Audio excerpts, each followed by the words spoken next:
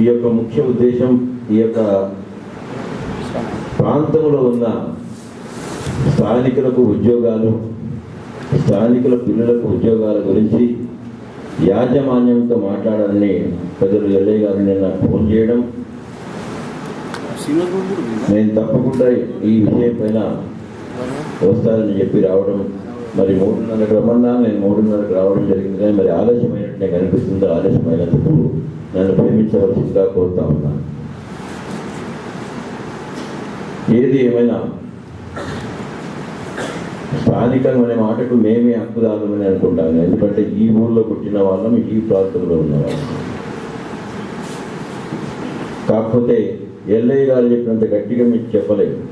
కారణం ఇదొక మీ ఉద్యమం తీరు వేరు, మా యొక్క చెప్పే తీరు వేరు. మా ప్రజాస్వామ్యం లోపల మేమందరితో కలిసి మాట్లాడాల్సి ఉంటుంది కదా, ఆ విధంగా మాట్లాడడం అవకాశం అలవాటైన తీరు మీద. నేను ఎందుకంటున్నానంటే, నిజంగా చెప్పాలంటే ఈ ప్రాంతంలో భూములు పోయి 4 గ్రామాల నుంచి భూములు పోయిన వాళ్ళు చాలామంది ఉన్నారు. చాలా పేదవాళ్ళు ఉన్నారు. మీ రోజు నిజంగా కొంతమందికి అయితే ఉండటానికి ఇల్లు కూడా లేని వాళ్ళు ఉన్నారు. ఆ రోజులలో నేను రామచంద్రాపురంలో మా వంతు కృషితోని కొంత మేము చేసి మందుముల కాచెట్టి పల్లె వాళ్లకు మా ప్రాంతంలో ప్లాట్లు ఇప్పించినప్పుడు కానివ్వండి, మరి బాంబే కాలనీలో ఉన్న మిత్రులందరూ కానివ్వండి, మా వంతు కృషి చేయడం జరిగింది. దాని ఫలితంగా కొంతమందికి ప్లాట్ రావడం. కానీ ఎంతమందికి అయితే దొరకాలో కొంతమంది దొరకకపోవడం, ముఖ్యంగా ఏది ఏమైనా అన్నీ పోగొట్టుకొని, భూమి పోగొట్టుకొని అక్కడ ఉండే అవకాశం పోగొట్టుకున్నాం. మరి చాలామంది పేదవాళ్లకు ఏదైతే పిహెచ్ నుంచి సహకారం దొరకలేదు. మా వంతు కృషి కూడా చాలాసార్లు ఈడీ గారి కానివ్వండి, పెద్దలు అధికారులకు, ముఖ్యంగా ఎల్లయ్య గారి ద్వారా ఎన్నోసార్లు మా వంతు కృషితో కూడా మేము చెప్పడం జరిగింది. ఈ ప్రాంతంలో ఉన్న అన్ఎంప్లాయ్మెంట్ పిల్లలకు తప్పకుండా మీరు జాబులు ఇవ్వాలి. మరి చాలా మటుకు ఎన్నికటికి మేము చూసినాం, ఎంప్లాయ్మెంట్ ద్వారా మరి ఈ ప్రాంతంలో ఉన్న వాళ్ళందరికీ ఎన్నోసార్లు జాబులు ఇవ్వడం జరిగింది. సూపర్వైజర్ క్యాడర్ వరకు ఇవ్వడం జరిగింది.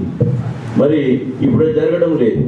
మొన్న జరిగిన మరి ఇంటర్వ్యూలో కూడా ఈ ప్రాంతంలో ఉన్న వాళ్ళకు వాళ్ళ యొక్క రిజర్వేషన్ ప్రకారం మరి ఎంతైతే ఇవ్వాలనో అంత ఇచ్చినట్టుంటే బాగుంటుంది అనే అభిప్రాయంతో మేము చెప్పడం, దానికి నిజంగా గట్టిగా ఈ కార్మిక నాయకుడిగా మన మిత్రుడు ఎల్లయ్య గారు మరి ఆ యొక్క ఎగ్జామ్స్ అయినా కానీ రిజల్ట్స్ బయటపెట్టకపోవడం కారణానికి మా తెలంగాణ ప్రాంతంలో ఉన్న ఈ ప్రాంతంలో ఉన్న వాసులకు మా యొక్క ఉద్యోగాలు నిర్ణయం అయిన తర్వాతనే మీరు చెప్పాలని చెప్పిన తర్వాత అది ఈరోజు ఆపడం జరిగింది.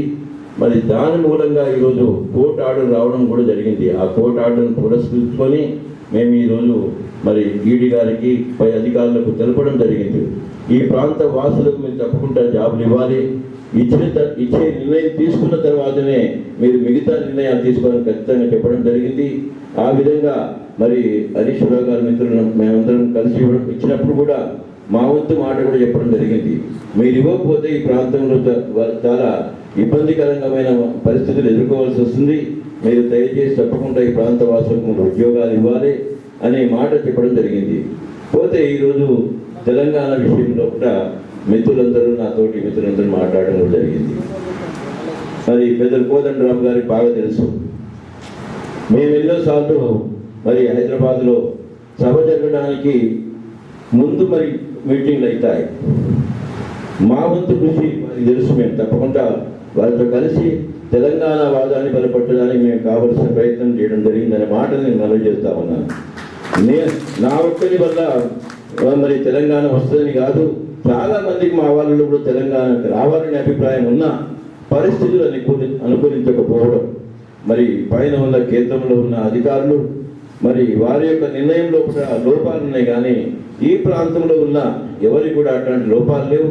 కొంతమంది ఉండొచ్చు మీరు అన్నట్టు, కానీ చాలా మటుకు నాకు తెలిసిన మంత్రులు వర్యులందరికీ కూడా 180 మంది ఎవరు కూడా కాదనే వాళ్ళు లేరు. 15 మంది ఉండొచ్చు, మన ముందుకు రాకపోవచ్చు. కానీ అందరం కూడా తెలంగాణ కోరుకునే వాళ్ళు మేము ఒకరం. దానికి సమయం వస్తుంది.